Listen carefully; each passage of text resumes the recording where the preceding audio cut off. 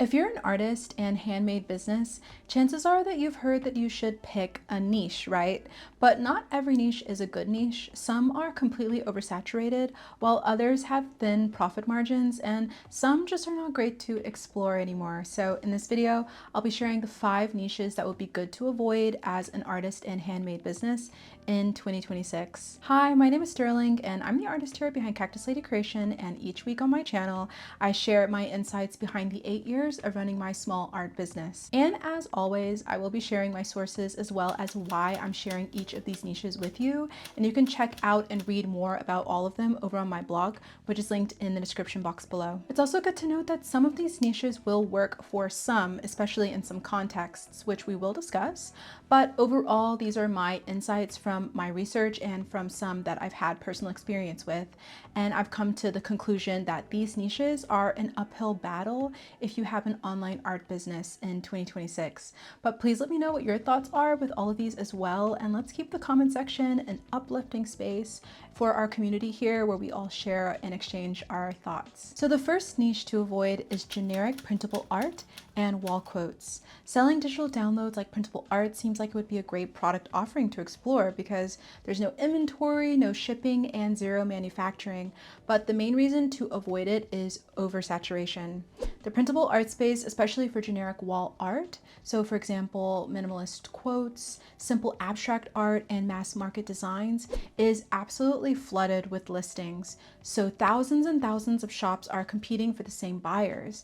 And this means that your product will often get lost in the noise unless you carve out a really specific niche, according to this article by Tasha's Collection, which I thought was a really great point. Also, according to this article by Dropbox, the digital art marketplaces are often oversaturated with a sea of competition and limited in how sellers can differentiate and customize their listings. So it's really important with printable wall art to make sure that your product really stands out. It's good to also make sure that you think about who your ideal client is and what's going to attract them to your designs, because the more solid that you are on this, the better as well. And if you're still not sure who your products are for, check out this video, Stop Marketing to Everyone, and find out your ideal client after this one. The next niche to avoid is handmade jewelry with no clear niche or unique identity.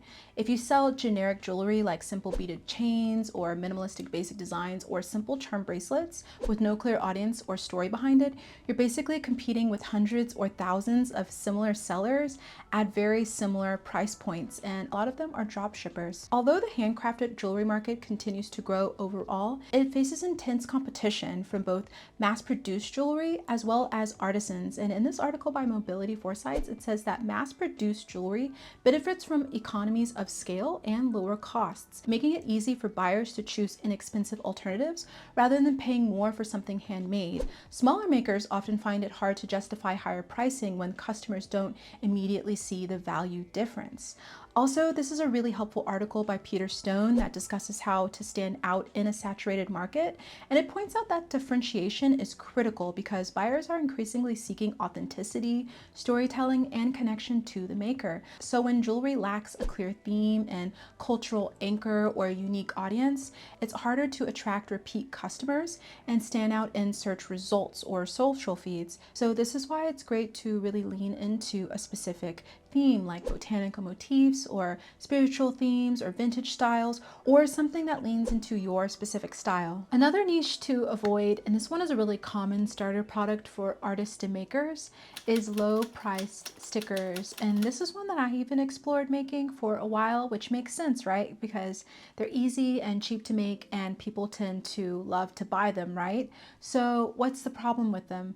Well, the first issue that I found with them is that customers' price expectations are really low. Most buyers expect to pay very little for a sticker. Single stickers can frequently be priced between $2 to $5 USD, which may seem fine, but once you factor in the actual costs plus shipping and platform fees, this can leave very little margin to cover your time or marketing. And this is explained very well in this article by Royal Elements. Also, if you're selling stickers online, selling a $5 sticker could mean paying listing fees fees, transaction fees, and payment processing fees. And then you have to factor in cost of production, materials, packaging, as well as shipping. And with that, your profit margin can shrink to only cents on the dollar. The sticker market is also very large and crowded. There are thousands of sellers that are selling very similar products, and many of them at low price points. So this drives competition based on price, not unique value, which means that it's harder for newer sellers without a strong audience or established brand to get traction without undercutting profit margins. I know for me, these were the reasons why I didn't follow through with exploring stickers, and I made some for fun and included them as fun extra gifts for my collectors of my art and customers.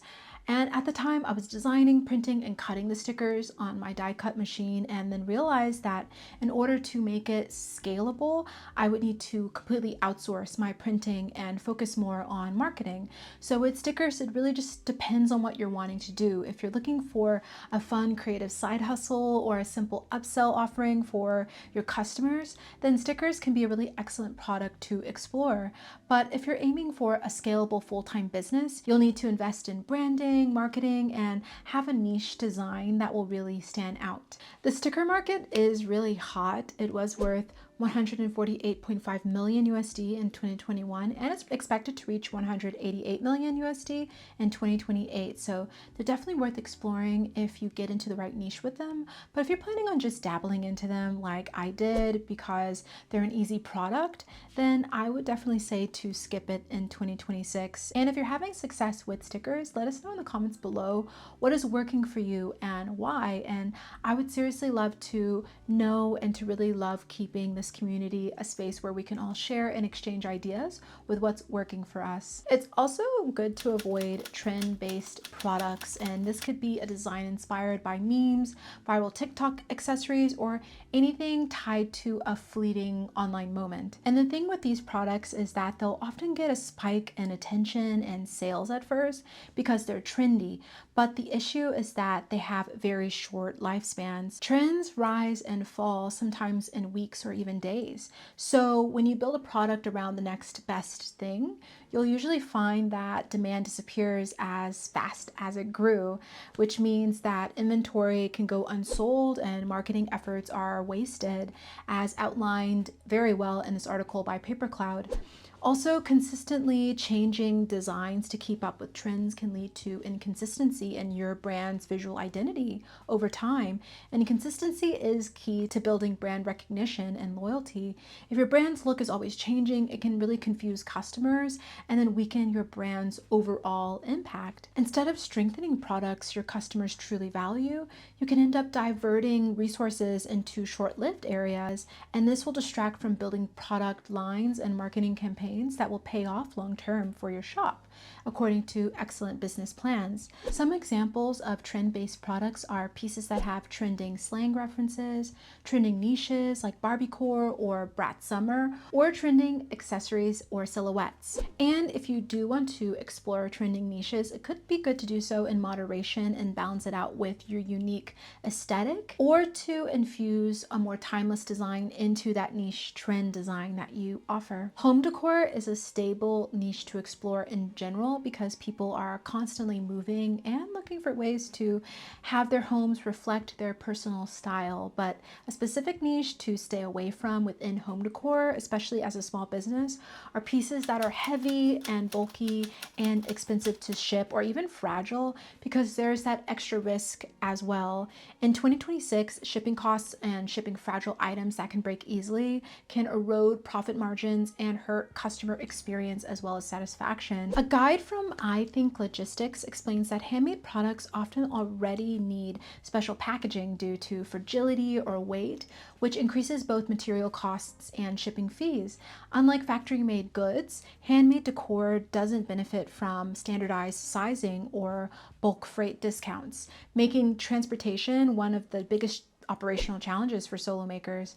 Some examples of bulky home decor are large wall art, oversized wood signs, handmade furniture like stools and side tables, and concrete pieces or framed glass decor and mirrors. Now, I know for me, I specifically create large-scale fiber art tapestry pieces. So for pieces like this, I think it's best to stick to selling at local markets, gallery sales, commissions, or have pickup-based models. But of course, those can make it really hard to scale and build an entire art business off of, especially if your art business is online. And it's also really difficult to actually ship these pieces. So that's when it can be good to have smaller pieces that you offer in your collection, which are easier to scale and ship and build your art business on. All right, so those are the 5 niches to avoid as artists in handmade businesses in 2026. And let me know what your thoughts are in the comments below. Also, make sure to give this video a like and subscribe, and join back up with me each week for more videos like this, because did you know that 92% of you all watching this video are likely not subscribed? So make sure to subscribe and join up with me each week. And if you want to see more videos like this, check out the Entrepreneur playlist next. Well, thank you for watching, and I hope you'll join me in the next one.